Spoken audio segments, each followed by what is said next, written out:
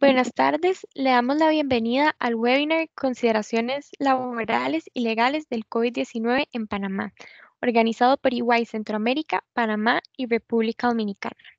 Este es el primero de 4 módulos del webinar Gestionando las empresas en Panamá bajo la nueva normalidad durante y con posterioridad a la crisis del COVID-19. Agradecemos nos hagan llegar sus preguntas por medio de la herramienta del Q&A ubicada en el panel de control de la parte de abajo de sus pantallas. Las mismas serán contestadas por nuestros expertos durante la sesión o al finalizar la misma. Debido a que la situación actual nos obliga a cada persona a estar en su hogar, les pedimos disculpas de antemano por cualquier tema de conexión o comunicación que podamos tener. Estaremos compartiendo la grabación del webinar y la presentación con ustedes por medio del correo electrónico con el que se inscribieron a esta sesión. Sin más, los dejo con Carlos Márquez, quien será nuestro moderador el día de hoy. Hola, buenas tardes a todos. Muchísimas gracias por concedernos espacios dentro de su agenda.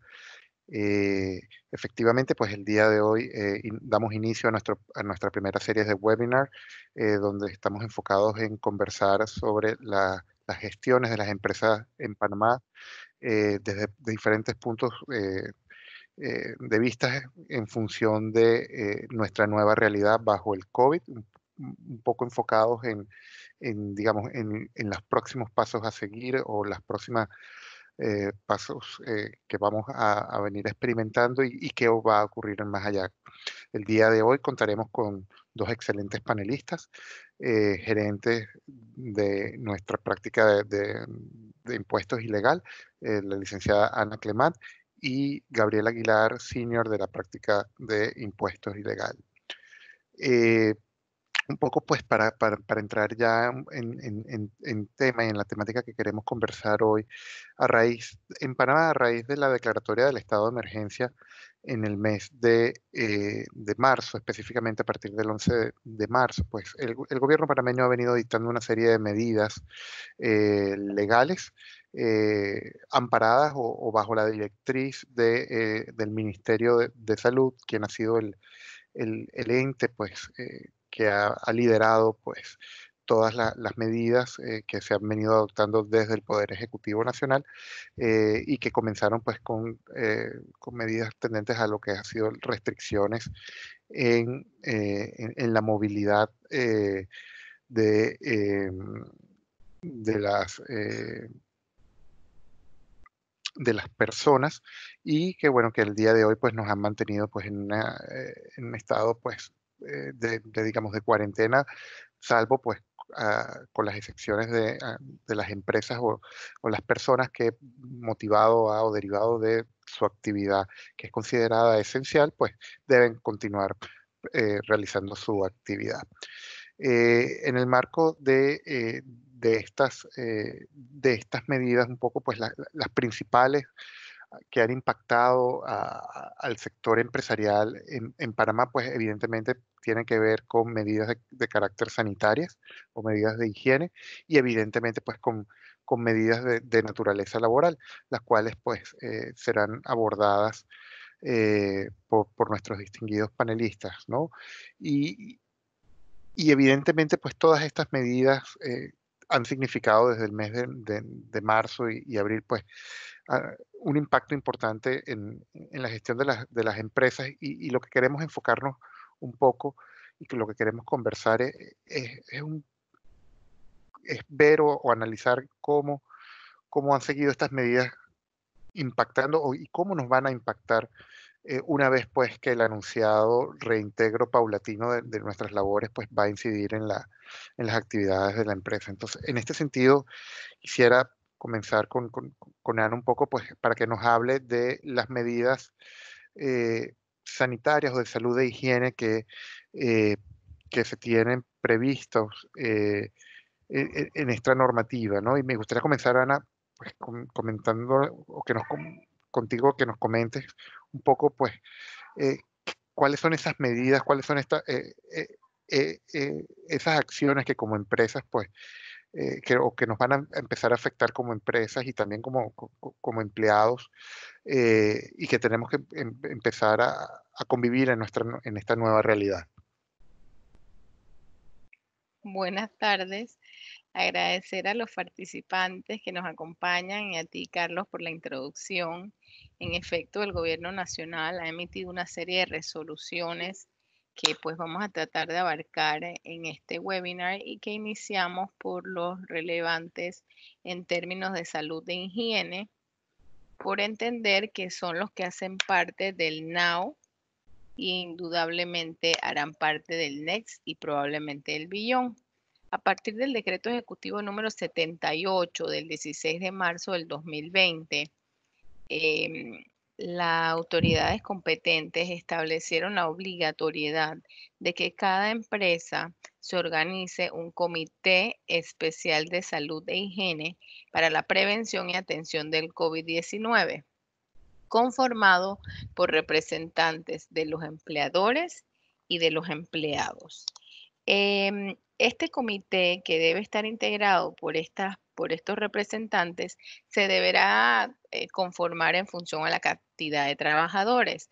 Así, por ejemplo, en empresas de 2 a 10 empleados serán 2 los miembros, de 11 a 40 empleados serán 4 los miembros y más de 41 empleados serán 6 los miembros. Las guías que se han emitido establecen que es necesario que estos comités estén integrados en números pares, porque lo que se quiere es que haya igual cantidad de representantes de los empleados que del empleador. Y en el caso de empresas en donde haya sindicatos, es necesario que un representante del sindicato forme parte del comité. Asimismo, la guía indica que en aquellas empresas con diferentes proyectos de construcción o sucursales deberán crear un comité por cada una de los mismos. Y la intención de este comité, que perdure durante toda la época de la pandemia, es básicamente guiar la vida laboral en los mejores términos para que el entorno laboral sea saludable y se vele por la seguridad de todas las personas que están en la empresa, ¿no? Una de las funciones más relevantes o que a nosotros más nos ha llamado la atención es el tema de llevar una bitácora con la información de la empresa, los trabajadores, el registro de las reuniones y planes a desarrollar, cuya bitácora deberá reposar en los departamentos de recursos humanos.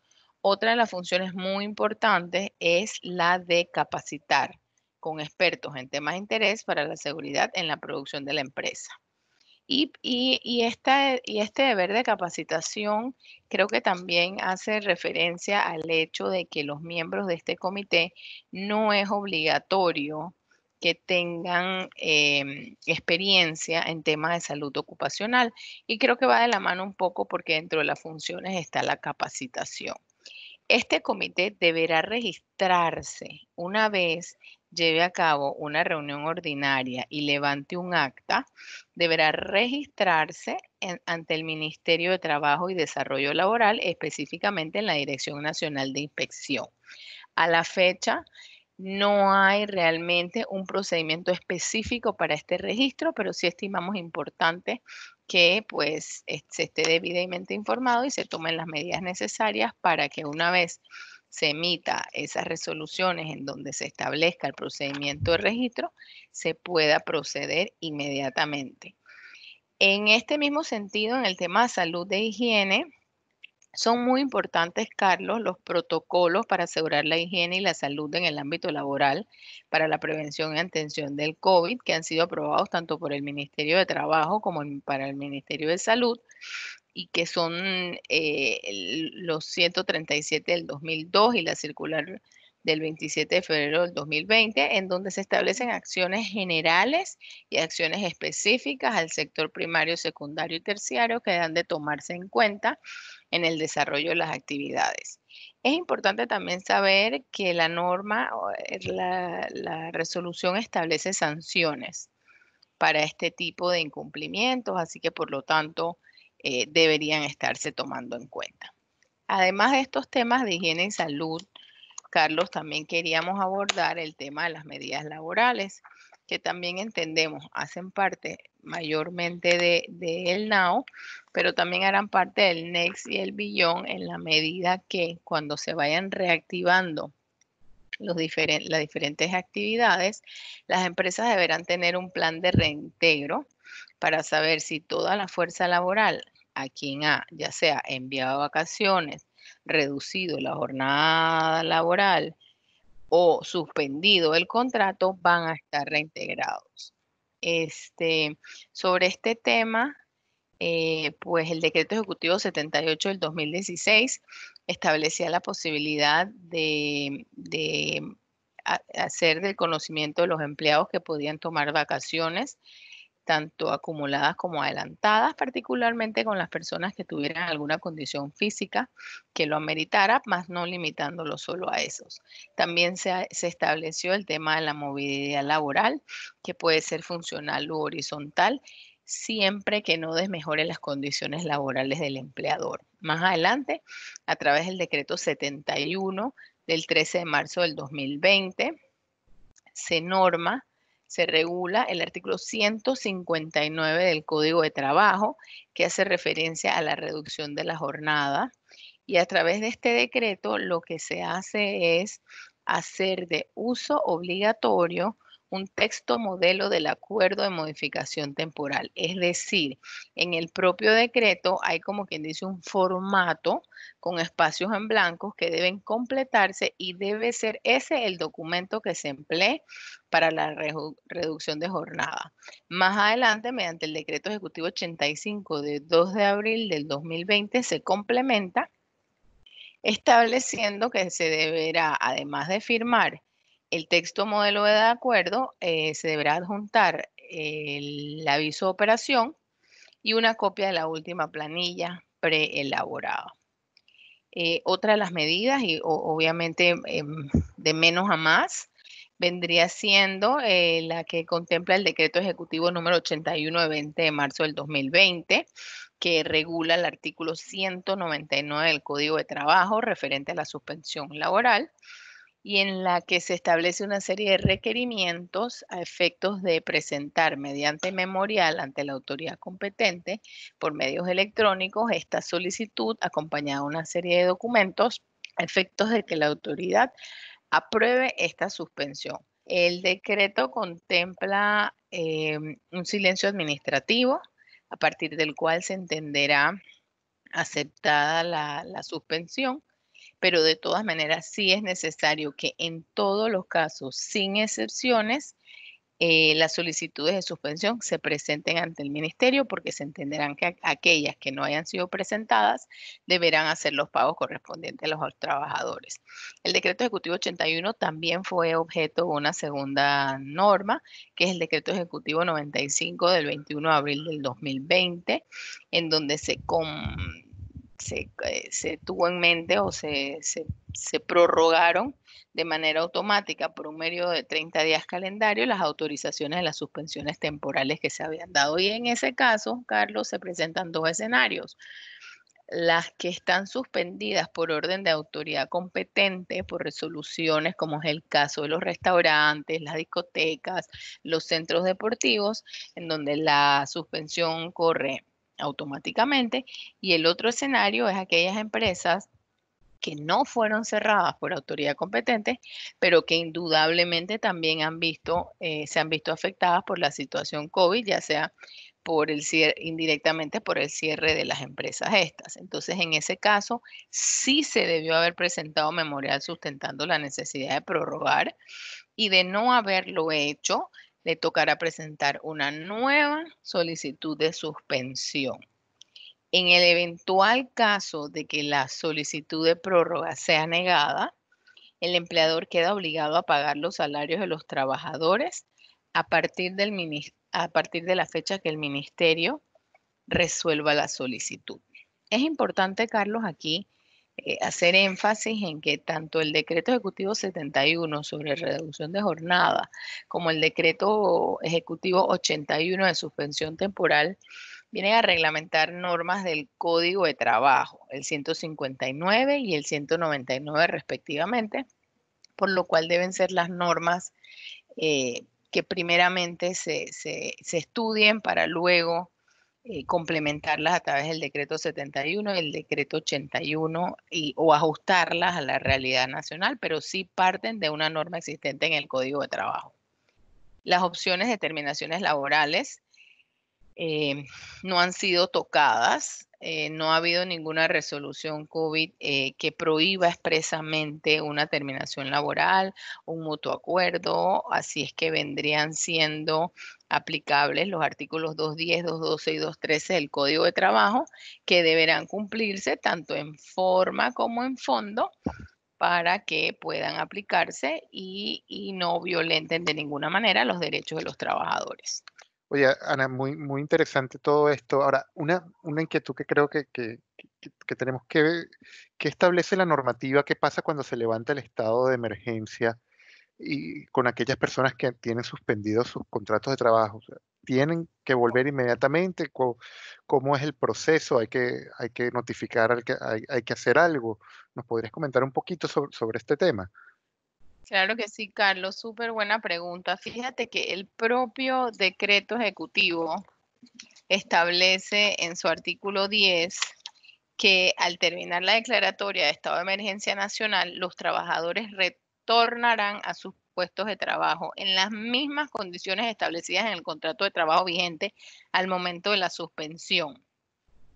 E inclusive agrega que se considerará despido verbal injustificado el impedimento por parte del empleador del retorno del trabajador a su puesto de trabajo al día siguiente de culminar el estado de emergencia nacional. Entonces, Carlos, realmente nosotros hemos estado en recomendaciones con nuestros clientes de que vayan evaluando la estructura corporativa de sus empresas para anticipar si estarán en capacidad de hacer un reintegro total o en el caso de que sea un reintegro parcial, pues tengan en cuenta que se entenderá como despido verbal injustificado. Ello sin desmeritar algunos escenarios en que sea posible llegar a mutuo acuerdo con los empleados, pero dependerá de la voluntad de las partes.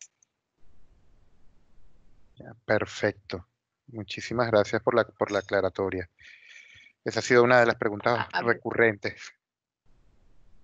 Ok, pasamos entonces a hablar ahora, Carlos, un poco lo que es la operatividad de la empresa, que viene siendo otra de las consideraciones legales que estimamos muy importantes, y partimos ahí también del decreto 78 en el cual establecen el teletrabajo como un mecanismo que previene el contagio precisamente porque lo que se evita son las aglomeraciones. Y de hecho Panamá cuenta con una reciente ley de teletrabajo fechada del 18 de febrero del 2020. Es una norma que aún no ha sido reglamentada, pero que creo que es bastante completa en una etapa inicial y que coincidentemente ha ayudado mucho en las circunstancias actuales, ¿no? Esta ley establece que ya sea al inicio de la relación laboral o posteriormente mediante una adenda al contrato de trabajo, se deberá acordar con el trabajador la prestación del servicio a través de la modalidad de teletrabajo, independientemente de que sea parcial o completo. Siendo parcial en la medida que sea una vez por semana, una jornada, y completo en tanto sea todo, ¿no? Otra de las características del teletrabajo es que es voluntario y además puede ser reversible. ¿Ok? También se establece una serie de obligaciones por parte del empleador, de las cuales yo creo que es muy importante el poner a disposición del teletrabajador un manual de buenas prácticas ambientales y de sociabilización general y familiar en el teletrabajo. Y que deberá contener, entre otras cosas, la información necesaria para que el teletrabajador sepa sobre las políticas de la empresa para el teletrabajo en materia de salud y seguridad personal. Ejecutarán programas en el que se supervise y capacite periódicamente en el cumplimiento del uso correcto de pantallas, monitores, sistemas de audio, la ergonomía en el uso de las computadoras, las condiciones ambientales, los riesgos específicos de las tareas del trabajador y sobre todas las medidas preventivas que deban ser adoptadas dentro del teletrabajo. Hay cosas también importantes que quizás valga la pena mencionar, como por ejemplo las obligaciones del trabajador. Está el casualmente capacitarse en el uso de los equipos, la obligación de hacer buen uso de los equipos y mantenerlos en buen estado, notificar al empleador de cualquier pérdida, robo, hurto de estos equipos y el de entregarlos una vez se dé la terminación laboral. Estos equipos deben ser entregados de vuelta al empleador.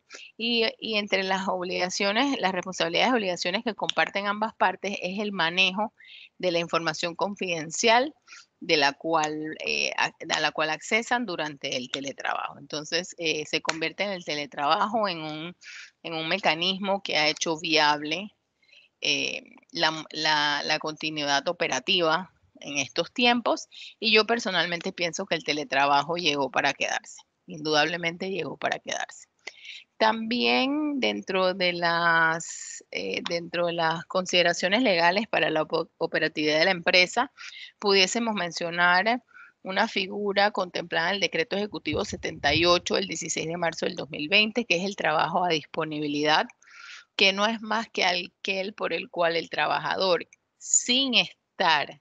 sin permanecer en su lugar de trabajo, queda a disposición del trabajador.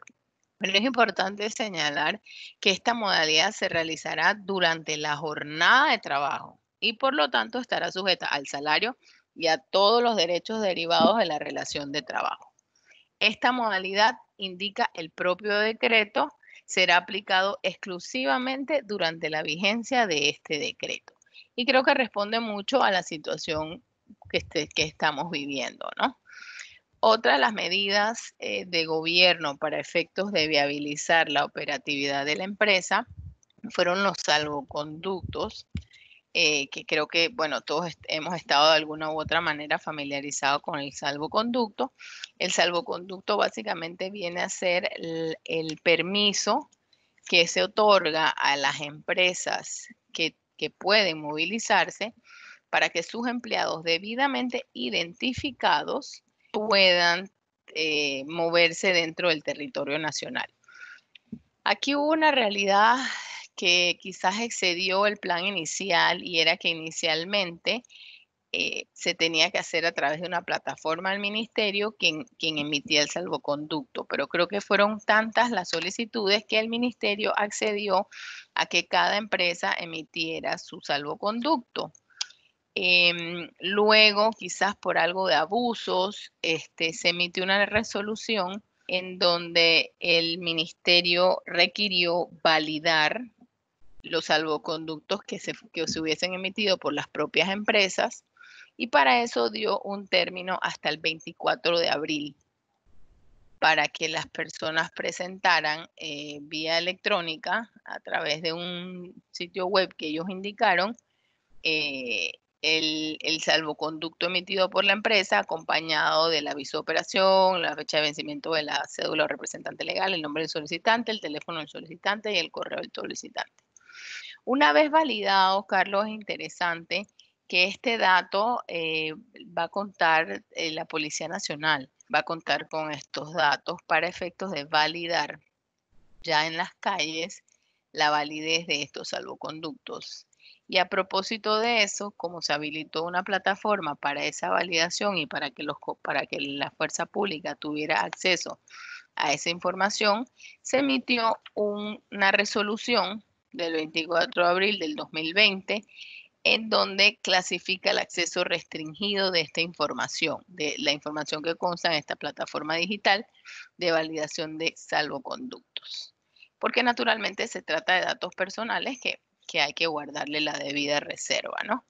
Estamos al entendimiento de que actualmente no se están emitiendo más salvoconductos, pero estimamos que en la medida que se vayan reactivando otras actividades, pues las autoridades tendrán que reevaluar la necesidad de emitir salvoconducto a favor de estas nuevas empresas que están reactivándose.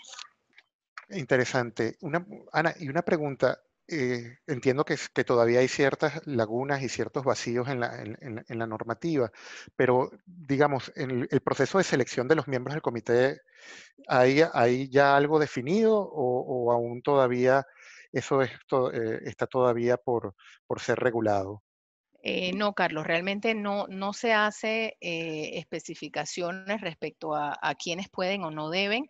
La realidad es que se hace mucho más el enfoque a que debe ser cantidades iguales entre los representantes de los empleados y el empleador. E inclusive se hace la observación que no necesariamente tienen que estar, tengan experiencia en temas relacionados con salud ocupacional, porque recuerda que una de las funciones principales de este comité es casualmente la capacitación. Ya, entiendo, entiendo. Sí, creo que todavía falta porque las autoridades emitan la normativa para poder un poco implementar todas estas medidas y ver inclusive pues cómo se seleccionan o cómo se designan a los trabajadores, cómo se designan a los representantes. Todavía Eso, queda, eso ciertamente, Carlos, es parte de la situación que estamos viviendo. Creo que las autoridades han estado normando a la velocidad de las circunstancias y pues obviamente habrá que hacer ciertas adecuaciones sobre la marcha probablemente. sí, Ajá. perfecto. Seguiríamos entonces con el tema de las medidas laborales, que también hacen parte del NAO y que para efectos del NEX y el Beyond, lo que vendrían siendo son planes de reestructuraciones en cada empresa, una vez tengan ya más claro el escenario de si reintegrarían a todo el personal suspendido o las acciones que se tomen para ir reactivando las jornadas de trabajo. Ahí básicamente las medidas las fueron emitiendo de menos a más a través del decreto ejecutivo número 78, nuevamente el 16 de marzo del 2020, se inició con el tema de las vacaciones acumuladas o adelantadas, que inicialmente se pensaron para los trabajadores con 60 años o más, al igual que aquellos trabajadores que padezcan enfermedades crónicas y mujeres embarazadas para que se acogieran a esas vacaciones, pero también estaba abierto la posibilidad de que cualquiera persona tomase sus vacaciones. La intención de esa norma principalmente era el tema de evitar estar en ambientes en donde el contagio fuera mayor, entonces por eso pusieron como una de las opciones, una de las medidas de prevención el tema de las vacaciones. Luego entonces también se normó, se reguló, perdón, a través del decreto ejecutivo número 71 del 13 de marzo del 2020, el artículo 159 del Código de Trabajo que regula la reducción de las jornadas de trabajo. Y este decreto ejecutivo lo que hace es presenta un texto modelo del acuerdo de modificación temporal que es de obligatorio uso, o sea, todo el que va a hacer una reducción de jornada tiene que hacerlo a través de ese texto modelo del acuerdo de modificación temporal y, y luego, con posterioridad, a través de un decreto ejecutivo 85 del 2 de abril de 2015, establecieron que deberían ser registrados y enviados por correo electrónico a la autoridad competente. Ese tema de la reducción de jornadas de trabajo creo que es importante tanto en el tema de la reducción de jornada de trabajo como en la suspensión laboral, Carlos, hacer la observación que son reglamentaciones de artículos existentes del Código de Trabajo. O sea que sigue siendo el Código de Trabajo la referencia inicial de lectura para efectos de estos artículos, que son el 159 y el 199, que vienen a ser complementados por estos decretos ejecutivos 71 y 81. Respecto a para terminar con el tema de la reducción de la jornada salarial, creo que es importante la lectura propiamente del artículo porque parte diciendo que el salario pactado no podrá ser reducido por ninguna circunstancia ni aún mediante el consentimiento del trabajador. Entonces es importante ahí aclarar que la reducción de jornada lo que plantea es una reducción del ingreso en relación a las horas de trabajo efectivamente elaboradas, pero el pago que se haga de esas horas va a ser en proporción al salario del trabajador según el contrato laboral vigente. Respecto a la suspensión laboral, ahí es diferente también. La suspensión laboral lo que conlleva es que ni el trabajador tenga que prestar sus servicios, ni el empleador tenga que hacer el pago correspondiente del salario. Esa suspensión laboral en el artículo 199 del Código de Trabajo también está contemplado y lo que se viene a desarrollar acá es el procedimiento a través del cual debe hacerse. Ese procedimiento es en línea, va acompañado de un memorial en donde se hace la solicitud de suspensión y se acompaña de una serie de documentos que se establecen en el decreto ejecutivo y queda supeditado a la autorización que haga el ministerio, contemplándose un silencio administrativo, porque en el caso de que la autoridad no se pronuncie, se entenderá aprobada la solicitud. Y una pregunta, Ana, ahí en esos casos, ¿qué pasa o cuál es el efecto que tienen en la suspensión laboral una vez cesa la declaratoria de emergencia nacional? Sí, claro, esa es buenísima pregunta porque era un poco lo que te comentaba, que quizás eso hace parte del NAO, pero tiene un efecto muy grande en el Next y en el Beyond, porque el propio decreto establece en el artículo 10 que al terminar la declaratoria del estado de emergencia nacional, los trabajadores retornarán a sus puestos de trabajo en las mismas condiciones establecidas en el contrato de trabajo vigente al momento de la suspensión. Y se considerará despido verbal injustificado el impedimento a ese reintegro. Entonces, yo recomendaría en estos casos y vislumbrando la capacidad de la empresa de reintegro total o parcial, pues tener una reestructuración y un plan de terminaciones, de ser el caso de lo que, si se presentan las terminaciones, pues tienen que tomarlo en consideración porque una vez se levante el estado de emergencia, el mismo decreto ejecutivo establece que se reintegrarán. Y si no, se entiende despido verbal injustificado. Y por último, No, están las, dime. no, ahí, Dime. digamos que ahí estamos, hay una pregunta que nos hacen, ¿qué pasa, digamos, si desafortunadamente una empresa pues toma la decisión de tener que despedir a un empleado bajo estas circunstancias? ¿A qué tendría derecho el trabajador bajo este escenario? Bueno, ninguna de estas normas deja sin efecto las normas contempladas en el Código de Trabajo. Por lo tanto, todo lo que vendría siendo terminaciones laborales quedaría supeditado a las normas vigentes actuales del Código de Trabajo, tanto en fondo como en forma. El procedimiento en la que se lleven a cabo los despidos debe ser ajustado a lo que establece el Código de Trabajo. O sea que realmente ahí no hay, Carlos, una novedad legislativa.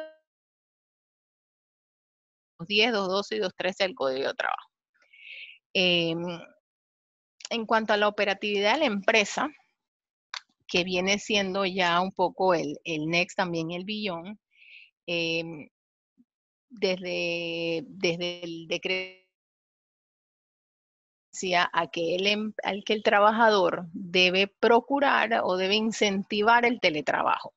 Y esto es coincidental porque la ley de teletrabajo en Panamá es de reciente data, es del 18 de febrero del 2020, mera coincidencia, no está reglamentada aún, pero sí establece claramente una serie de derechos y obligaciones de las partes que estimo yo plantea los mínimos necesarios para que se dé el teletrabajo de una manera adecuada. Creo que dentro de las obligaciones de las partes, pues está el tema nuevamente de la obligación del empleador de capacitar al trabajador sobre el manejo de equipo y sobre los riesgos ocupacionales que pueda traer, la protección de la salud, seguridad profesional del trabajador, y habla expresamente un tema de la velocidad por encima de la básica ofertada por las empresas de servicio de Internet. En esos casos, habrá que subvencionar los costos adicionales de velocidad de banda de ancha o velocidad de la red del empleado, ¿no? Y además, en ambos casos, tanto el empleador como el trabajador, Carlos, se hace referencia a las obligaciones para garantizar la protección de los datos a los que se accede a través del teletrabajo. Por parte del trabajador está la obligación de conservar y custodiar los equipos, está el de comunicar cualquier pérdida de los equipos, el de entregar los equipos de haber una terminación laboral. Y es bien importante que se establezca que el teletrabajador tiene exactamente los mismos derechos contemplados para cualquier otro trabajador en el Código de Trabajo. Y aquí hago un paréntesis porque la norma establece expresamente que los contratos de trabajo deben contener, ya sea al inicio de la relación o posteriormente mediante una adenda al contrato de trabajo, se debe acordar que el trabajador prestará sus servicios a través de la modalidad de teletrabajo, independientemente de que este sea parcial o completo. Se entiende por parcial cuando es menos de una hora, cuando es menos de un día, y completo cuando son más de 3 días. Entonces, creo que aquí es importante que lo tomen en cuenta los empleadores que a propósito de esta ley deberán revisar sus contratos actuales para adecuarlos a esta ley de teletrabajo, o en aquellos que se hayan suscrito con anterioridad a esta norma, pues suscribir las adendas correspondientes. Importante también establecer que la propia ley establece un manual de buenas prácticas ambientales y de socialización general y familiar del teletrabajo que debe tener el empleador, en el cual se van a establecer las políticas de la empresa para el teletrabajo en materia de salud y seguridad personal. También contempla el tema de un programa por el cual se supervise y capacite periódicamente el cumplimiento del uso correcto de pantallas, monitores, sistemas de audio, la ergonomía en el uso de computadoras, las condiciones ambientales, los riesgos específicos de las tareas del trabajador y sobre todo las medidas preventivas que deban ser adoptadas. Es por eso que te digo, Carlos, que esto es parte del Now y también va a ser parte del Next y va a ser parte del Beyond, porque ahorita mismo todos estamos haciendo el teletrabajo y lo estamos haciendo por las circunstancias, pero que no se nos olvide que esto ya es ley de la República y que quizás ahora se está haciendo orgánicamente, pero no por eso deja de tener un marco legal que deba cumplirse. Claro. Entonces, con esto pudiéramos esperar quizás una vez empecemos a retornar y, digamos, empecemos, digamos, a vivir con nuestra nueva normalidad en el día a día, podríamos esperar quizás algún tipo de inspección o por parte del Ministerio del Trabajo en torno al cumplimiento de esta normativa de teletrabajo. Yo sí pensaría que el ministerio, que ahorita mismo tiene muchas cosas que atender paralelamente, va a ir trabajando hacia allá, porque yo sí creo que esto es una modalidad que va a permanecer, o sea, el teletrabajo llegó para quedarse. Y en ese sentido, pues la autoridad competente va a tener que garantizar que los contratos de trabajo contengan lo mínimo que se establece y que además las empresas tengan este manual de buenas prácticas. Y sí, sí pienso que eventualmente la autoridad va a estar supervisando que eso se dé. Sí, entonces Eh, quizás ahí lo principal es entonces, por lo menos como una acción inmediata, es contar con ese manual de buenas prácticas, ¿no? Sí, y los departamentos de recursos humanos hacer la revisión de los contratos vigentes, porque también es cierto, Carlos, que el teletrabajo quizás en otro país ya sí estaba, entonces muchas empresas regionales pudiesen tener ya una política de teletrabajo, o pudiesen tener una que otra cláusula de teletrabajo en sus contratos por ser regionales, pero sí se debe hacer la revisión correspondiente para garantizar que tenga lo que establece el artículo 4 de la ley, que es a través de 9 numerales, establece lo que debe tener cada uno de ellos. Sí, fíjate, También, uh-huh, un poquito antes de continuar, aquí hay una pregunta que creo que puede ser interesante porque se ha repetido. Nos están, digamos, preguntando que si aquellos trabajadores que desean seguir aplicando el teletrabajo podrían hacerlo con posterioridad al levantamiento del estado de emergencia. O sea, ¿habría que sí. hacer algún tipo de adenda al contrato de trabajo? ¿Habría que hacer alguna modificación al contrato laboral? Sí, fíjate que la propia ley lo define, la ley establece características del teletrabajo, entre ellas que es voluntario para ambas partes, que es de carácter reversible, o sea, así como lo puedes iniciarlo, lo puedes revertir, un poco lo que ya les decía, que puede ser total o parcial, al menos una jornada a la semana. Y sí, sí, totalmente. Yo de hecho pienso que el teletrabajo llegó para quedarse, totalmente. Otra de las medidas, de las consideraciones legales para la operatividad de la empresa es lo que se estableció a través del Decreto Ejecutivo 78, que denominó trabajo a disponibilidad. Esto es una figura muy particular del decreto y que su aplicación queda supeditada a la duración del propio decreto, y básicamente es una modalidad en el que el trabajador, sin permanecer en el lugar de trabajo, está a disposición del trabajador. Esta modalidad solo se podrá realizar durante la jornada regular y por tanto está sujeta a salario y a todos los derechos derivados de la relación de trabajo. Es realmente, como quien dice, estar on call para cuando el empleador te requiera, ¿no? Y nuevamente es una figura que nace con el propio decreto. Por último, en tema de la operatividad de la empresa, las autoridades competentes establecieron los salvoconductos, que yo creo que estaríamos todos familiarizados con eso, y básicamente es una medida para otorgar movilidad a aquellas empresas que están operando, ¿ok? Y que inicialmente se inició a través déjame ver aquí, a través del Decreto Ejecutivo 499 del 19 de marzo del 2020, en el que se establecía que toda persona que requiera movilizarse en función de alguna de las excepciones establecidas en el artículo 2 del Decreto Ejecutivo 490 del 17 de marzo del 2020, que era el que establecía el toque de queda en toda la República de Panamá, tenía que identificarse con su cédula, el carnet de identificación laboral, el salvoconducto institucional según un formato y un recibo de luz, agua o cualquier otro documento que demuestre su domicilio primario. ¿Qué fue lo que pasó? Que la cantidad de salvoconductos iniciales superaron la capacidad de la autoridad de emitirlos a esa misma velocidad, y entonces en una solución inicial las autoridades lo que dijeron, ok, que cada empresa emita el salvoconducto según una serie de guías que dieron para la confección de este formato único de salvoconducto, que incluía fecha, institución, nombre del funcionario, cédula, cargo y firmas de los jefes inmediatos y de recursos humanos. Pero el uso abusivo de estos salvoconductos llevó a que con posterioridad se estableciera la validación ante el Ministerio de Comercio e Industria, disculpen, para la cual se dio un plazo hasta el 24 de abril para que estos salvoconductos que se dieron en una segunda etapa, redactados por el propio empleador, tuvieran la validación del ministerio. Y adicional, Carlos, se habilitó una plataforma digital para la validación de estos salvoconductos que hacía extensivo ese uso a las autoridades de policía.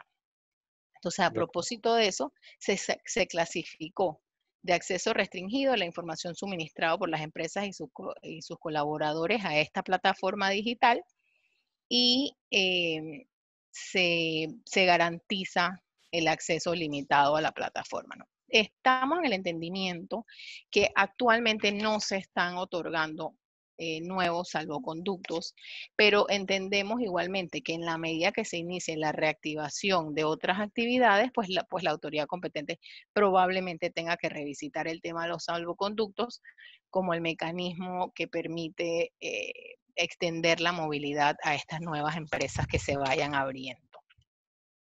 De ¿Okay? acuerdo. En cuanto al tema de los permisos, esto viene siendo ya los temas de migración y permisos de trabajo, el permiso de residencia y permiso de trabajo. Se han estado emitiendo una serie de normas seguidas en las que extienden los plazos, y estas que ven en pantalla son las últimas. Para efectos de los permisos de trabajo, la extensión de la vigencia se ha dado hasta el 30 de mayo, y para efectos de los permisos de residencia se ha dado hasta el 15 de mayo. ¿Okay? Eso vendría siendo para estos trámites de renovación y otros, de carnet y esto, pero tomar en cuenta que como hay una suspensión de vuelos internacionales por 30 días a partir del 22 de abril del 2020, para las nuevas presentaciones, pues queda supeditada a esta reapertura de vuelos internacionales, porque no podríamos hacer las presentaciones sin que el solicitante estuviese en el territorio nacional. Entonces ahí realmente la recomendación sería en este tiempo estar recolectando la documentación necesaria para estos trámites, para estar debidamente preparados para que una vez se abran nuevamente las oficinas, se pueda presentar a la brevedad posible, porque asumimos habrá una acumulación de estos trámites, ¿no? Eso básicamente vendría siendo en tema de permiso de residencia y teletrabajo. Y finalmente, estamos en consideraciones contractuales, que también son temas bien interesantes, porque entendemos inclusive por las redacciones de las propias resoluciones del gobierno que el COVID, la pandemia, cumple con la figura de caso fortuito y fuerza mayor, tal como está definido en el Código Civil panameño, en el artículo 34D. No obstante, aquí hay que hacer la aclaración que el hecho de que en efecto la pandemia se constituya como caso fortuito por ser un acontecimiento de la naturaleza y un evento de fuerza mayor porque es una situación producida porque hay resoluciones que así lo invocan de la autoridad competente, debe haber un nexo causal. ¿Okay? O sea, tú debes poder conectar el incumplimiento contractual con la situación. Puede pasar que el cumplimiento se podía dar antes, pocos días antes, pero se podía dar, o puede darse también que aún con COVID, en el caso particular de un contrato, no sea un eximente de responsabilidad porque estás en capacidad de cumplir el contrato. Entonces es bien importante que se tenga en cuenta que no solamente por constituirse caso fortuito o fuerza mayor ya se entiende como eximente de responsabilidad, sino que debe haber un nexo causal. Y habiendo un nexo causal, también tiene que haber un material probatorio que sustente ese nexo causal. Aquí la recomendación para nuestros clientes sería, en el caso de que adviertan incumplimiento de cualquiera de las partes, hagan una revisión de sus contratos para establecer si los contratos contienen cláusulas expresas sobre caso fortuito y fuerza mayor, que generalmente van acompañadas de procedimientos de notificaciones entre las partes y en muchos casos inclusive mecanismos de cumplimiento con posterioridad al evento. ¿Okay? En temas contractuales también salió recientemente el 145, el decreto ejecutivo 145 de 1 de mayo del 2020, que es el que hace referencia a los arrendamientos, a los procesos de lanzamiento y desalojo. Este decreto tiene varias características que vale la pena comentar rápidamente, y el primero de ellos es que en su artículo primero suspende dos normas que regulan la materia de arrendamientos en la República de Panamá y que inicialmente contemplan cánones específicos para la aplicación, que en ambos casos son $250. Entonces, lo primero que llama la atención de este decreto es que al suspender esas dos normas es aplicable sin distinción de canon. O sea, a cualquier arrendamiento con independencia de la cuantía del canon se le aplica el decreto 145. ¿Okay? Además, suspende los procesos de desalojo, de lanzamiento y desalojo durante el estado de emergencia. Además, es de extensión automática del plazo. O sea, si el contrato vence durante este plazo, se entiende prorrogado automáticamente. No se va a terminar ningún contrato de arrendamiento dentro del estado de emergencia. Y además se hace un congelamiento de canon durante la vigencia y 2 meses posteriores. O sea que no pueden haber incrementos en los cánones durante estos periodos.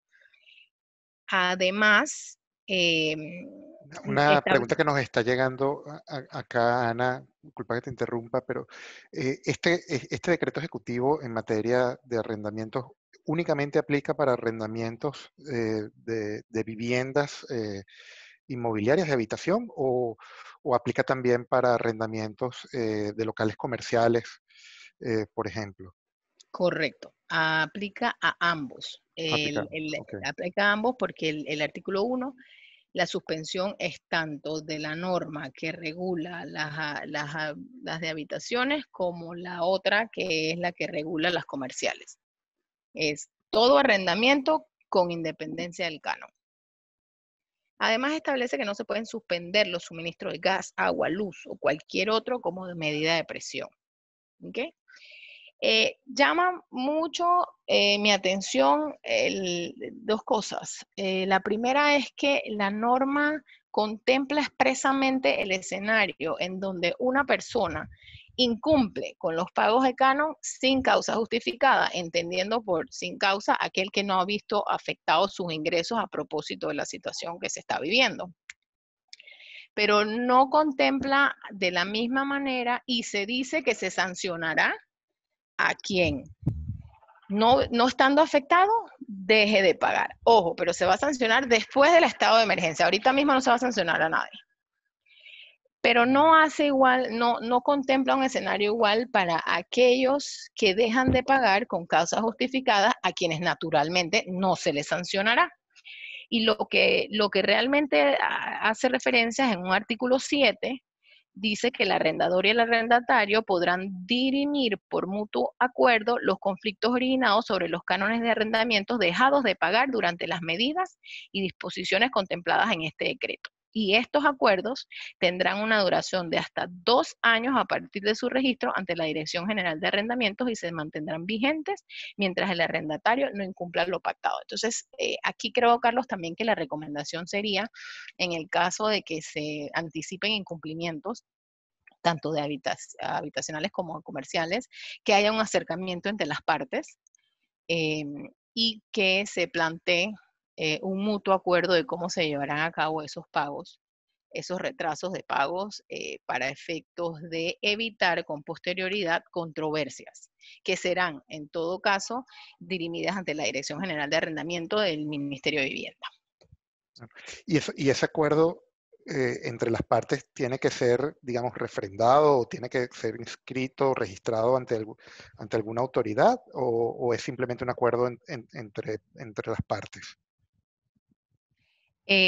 Sí, de hecho el artículo 7 establece propiamente que la duración de hasta 2 años es a partir de su registro ante la Dirección General de Arrendamientos y que se mantendrá vigente mientras el arrendatario no incumpla lo pactado. O sea que en principio sí como una garantía como una garantía adicional, yo pensaría, ¿no? Pero sí, nuestra recomendación en todo caso es que ante incumplimientos se procure un acercamiento entre las partes para documentar, porque esta parte también hacer mucho énfasis en que es bien importante que cualquier arreglo que se llegue se haga a través de una adenda al contrato.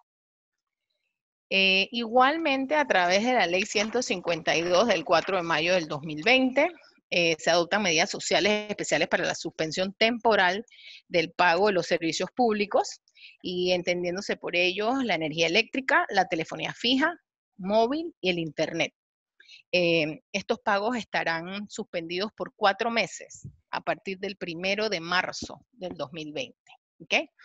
Y la suspensión no generará ningún tipo de intereses ni afectará el historial crediticio.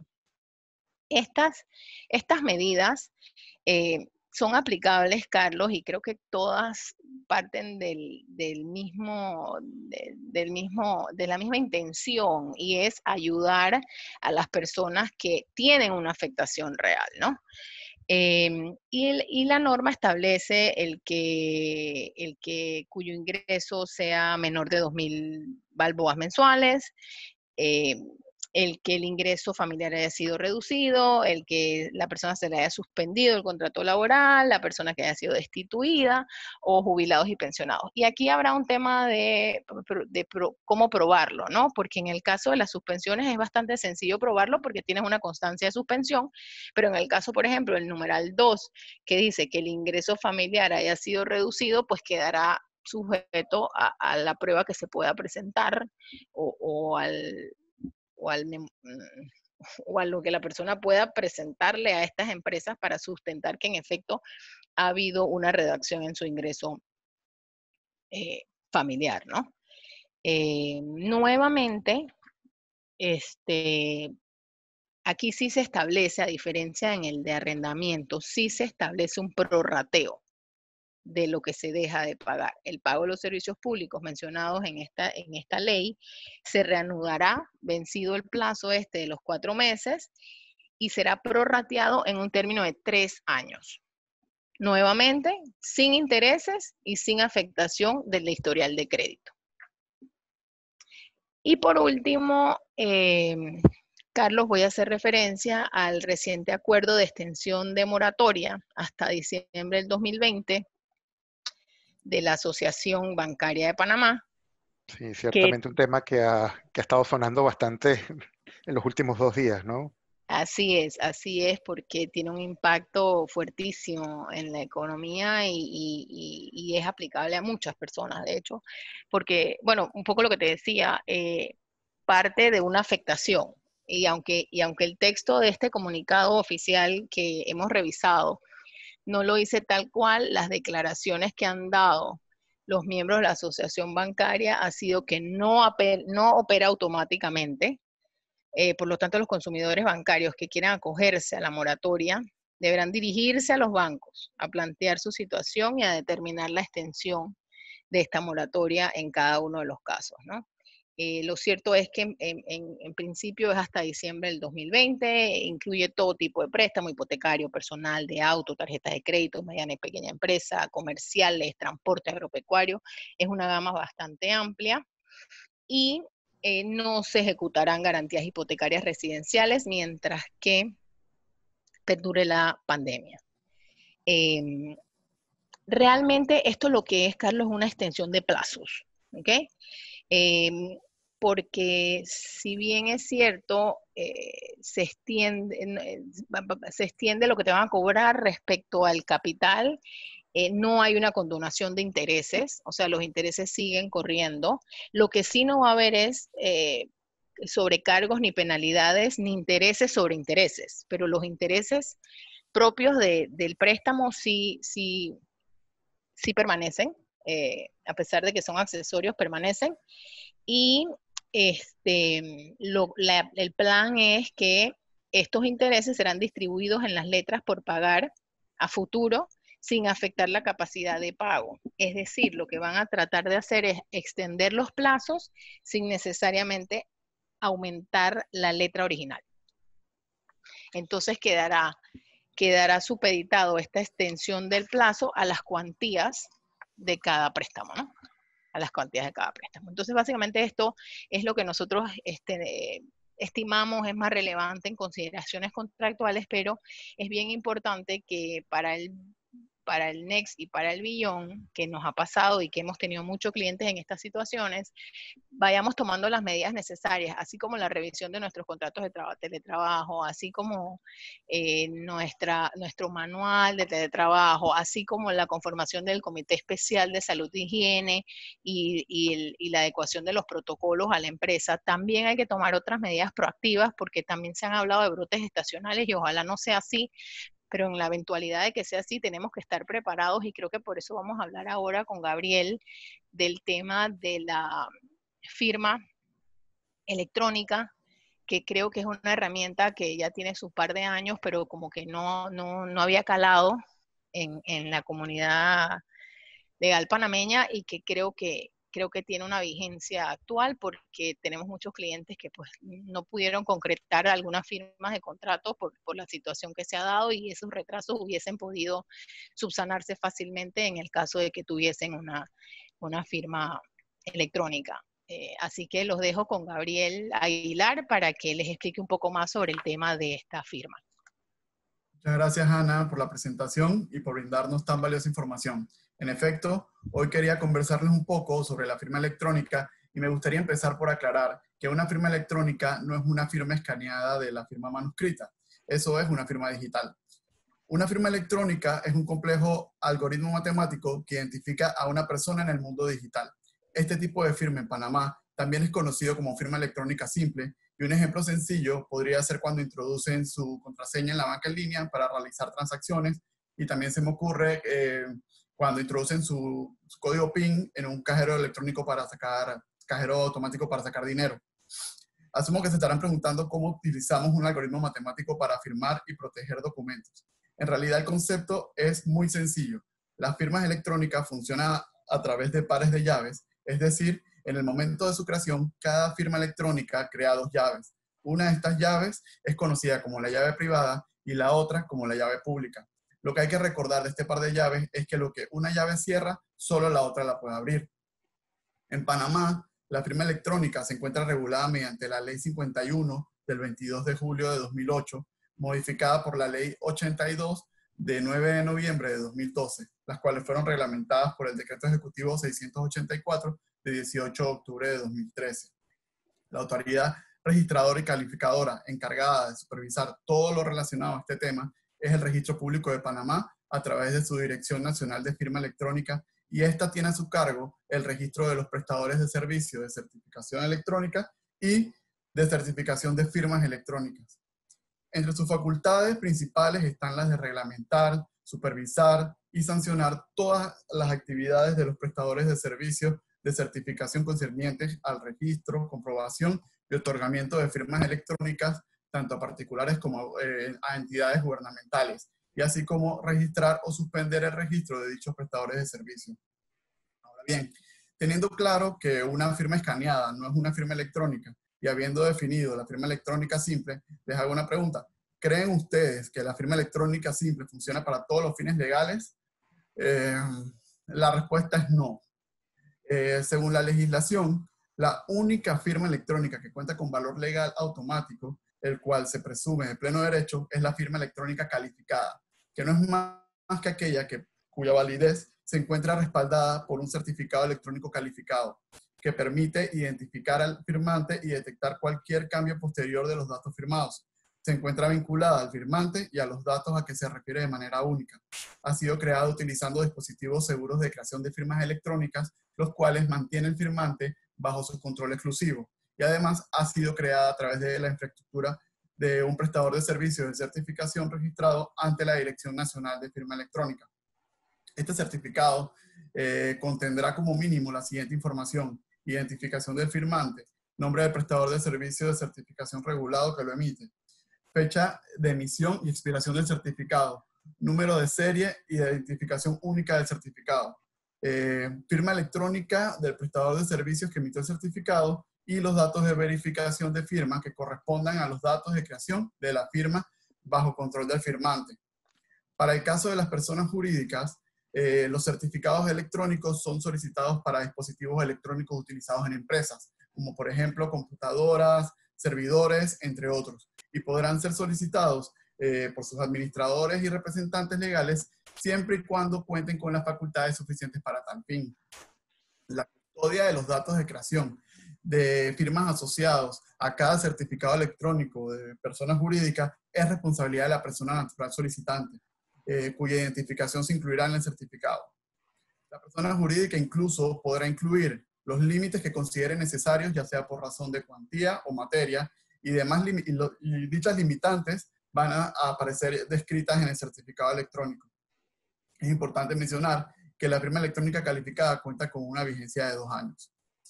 No sé si hasta aquí, Carlos, habrá alguna pregunta o continuar. Sí, de hecho, hay una pregunta que nos hacen y si bien es cierto que entonces, digamos, una firma escaneada bajo un formato PDF quizás no va a tener los efectos legales propios de una firma electrónica bajo esta ley 51, digamos, un documento puede tener varias firmas electrónicas calificadas. Sí, sí, por supuesto. Si, por ejemplo, en un contrato, no sé, de arrendamiento, como estaba mencionando Ana hace un rato, se me ocurre, el contrato tiene dos partes y si las dos partes quieren firmarlo de forma digital, podrían hacerlo e incluir las firmas calificadas en el documento.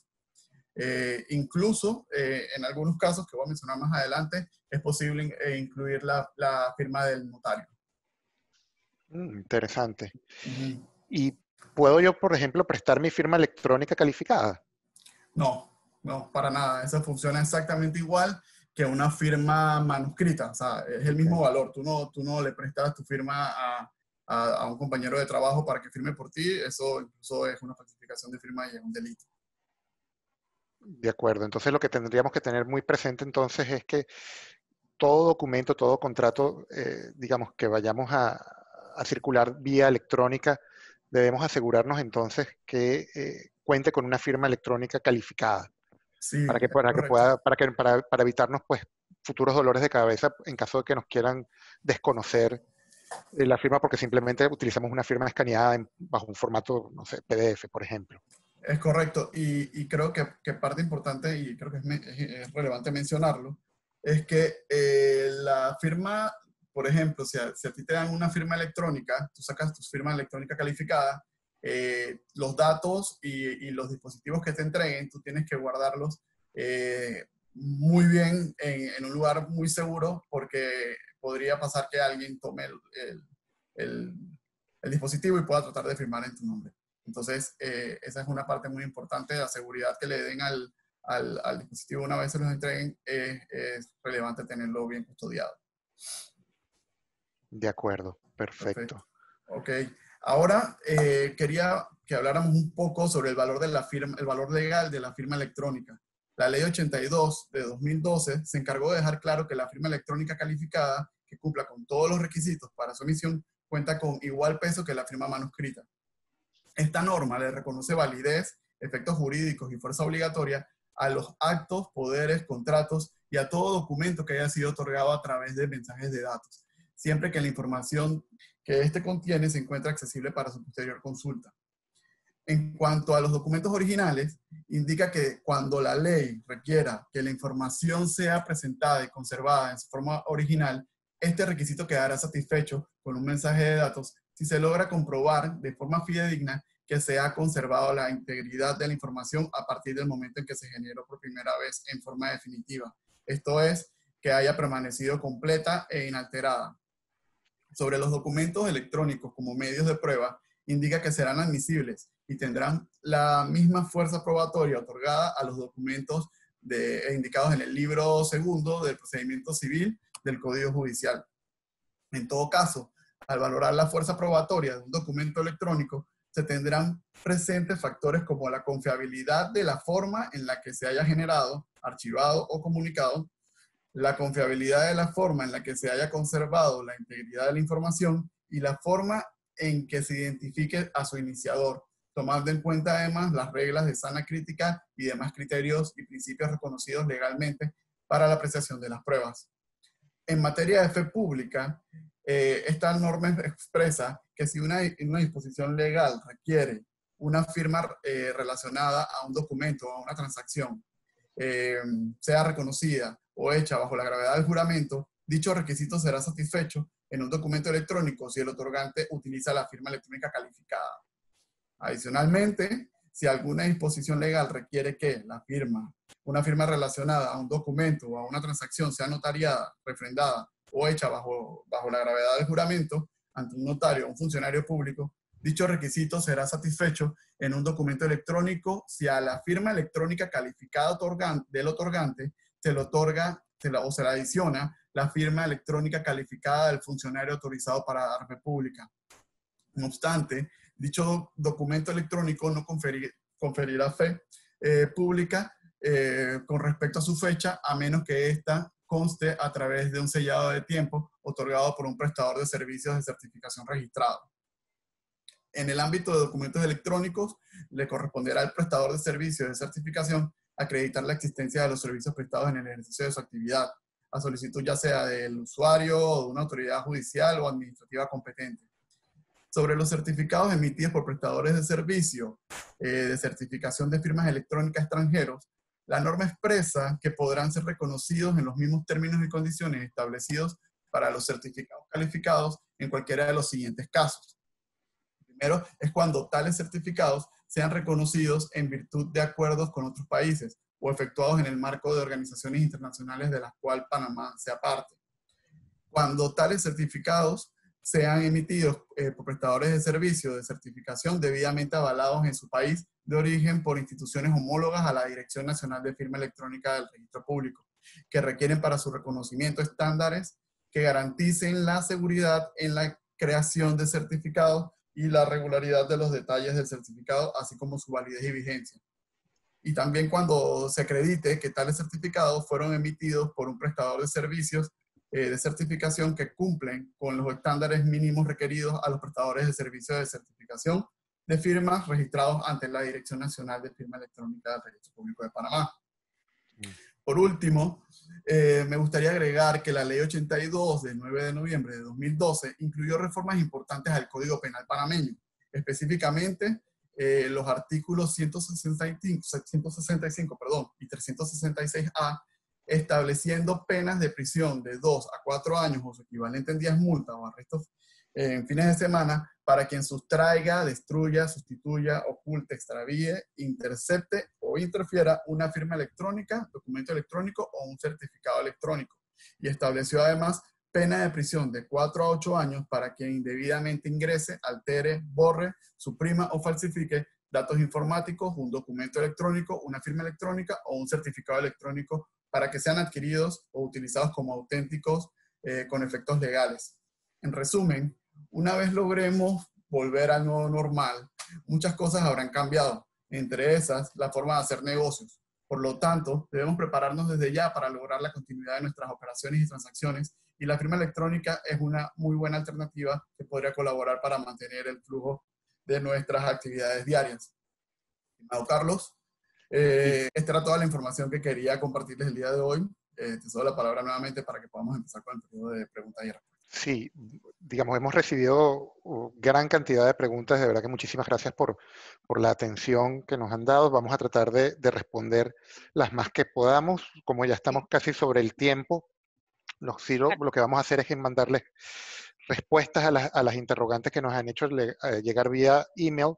Igualmente, pueden contactarnos directamente a nuestros emails, según aparece acá en la presentación, y la presentación vamos a compartirla junto con la grabación de este webinar a los emails a los cuales cada uno de ustedes se registró, de manera que puedan tener acceso a la misma, ¿no?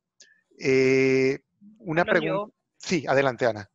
Yo estoy aquí viendo los Q&A que hay, la verdad es que hay muy buenas preguntas, yo en la medida que se puedan resolver todas, lo haremos, pero voy a tratar de agrupar rapidito en las que entiendo son de mayor interés. Tanto la suspensión como la reducción de jornada para efectos de la acumulación de los restantes derechos y obligaciones que emanan de las relaciones laborales existentes, nuevamente reitero, hay que hacer referencia a los artículos correspondientes del Código de Trabajo que lo regulan. Nuevamente, las resoluciones que se han emitido a través de decreto ejecutivo no vienen a cambiar lo que establece el Código de Trabajo, vienen a adecuarlo a las circunstancias que se viven. O sea que la referencia en esas preguntas sería la consulta al código, que por ejemplo en el caso de las reducciones de jornada, se establece claramente que se necesitan los consentimientos de los trabajadores, en el caso de que no exista una organización sindical, y que se acuerden los métodos para lograr la recuperación gradual de la jornada a los niveles existentes antes de la crisis, y en el caso de las suspensiones, se establece claramente en el artículo 198 que la suspensión de los efectos del contrato de trabajo en lo relativo a las obligaciones de prestar el servicio y cuando la ley no disponga lo contrario de pagar el salario, no implica su terminación ni extingue los restantes derechos y obligaciones que emanan de los mismos, en especial en cuanto al reintegro al trabajo y la continuidad del trabajo. También hacen varias preguntas respecto a las sanciones, de no contar con el comité y de no aplicar el protocolo, y ahí básicamente la norma hace referencia a la ley, al artículo 219 de la ley 66 del 49, en donde se establecen multas que van de 10 balboas e inclusive hasta 100.000 balboas, obviamente aplicadas progresivamente, ¿no? Y el tema más allá de las sanciones, yo creo que aquí sí tenemos que tener una conciencia mayor más allá de la sanción, es que solamente en la medida que la reactivación se dé de la mano con protocolos de higiene y salud, podremos quizás llevar adelante esta mega titánica labor de reactivación como se presentan las cosas actualmente. O sea que yo sí pienso que el comité es súper importante y los protocolos, yo con mucho gusto les comparto las normas, rápidamente les digo, uno es la 137 del 2020, del 16 de marzo del 2020, y la otra es la circular del 27 de febrero del 2020.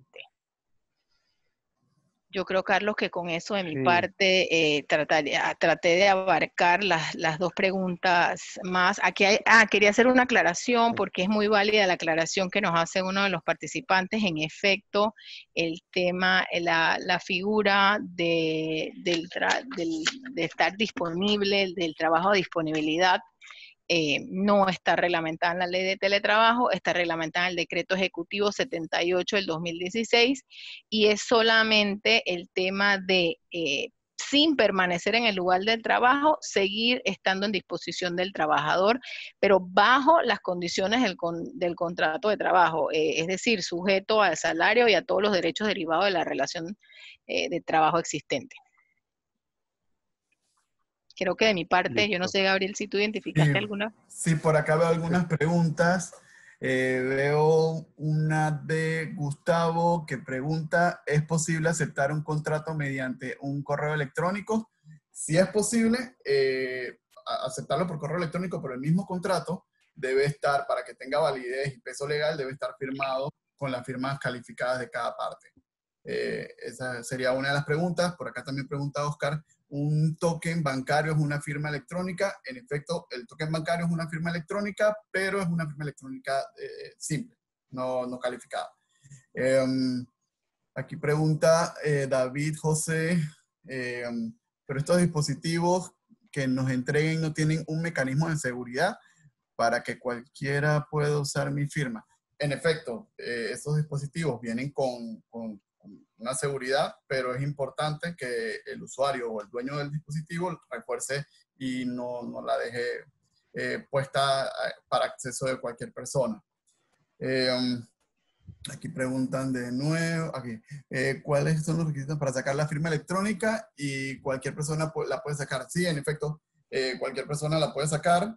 Y los requisitos, yo diría que puedes contactar al registro público que actualmente están trabajando. Posteriormente, si quieres, lo que puedo hacer es que te envío la dirección para que los contacten directamente y ellos les faciliten los requisitos y demás detalles. De mi parte, yo creo que, a ver, no, yo creo que ya todas las que estaban por acá de firma electrónica ya han sido contestadas. De verdad que muchísimas gracias a todos por habernos acompañado en esta disertación. Bastante interesante pues los temas. Creo que todavía hay mucha tela que cortar. Todavía pues estamos viviendo en pleno desarrollo todos los acontecimientos que están pasando. Sin embargo, creo que es importante y agradezco de verdad a Ana y Gabriel por dedicarnos un poco el tiempo de instruirnos un poco a todos, pues, de cómo deberíamos empezar a llevar a cabo y considerar los elementos legales que nos van a impactar y que ya de hecho nos están impactando en nuestras empresas. A todos, muchísimas gracias por la atención.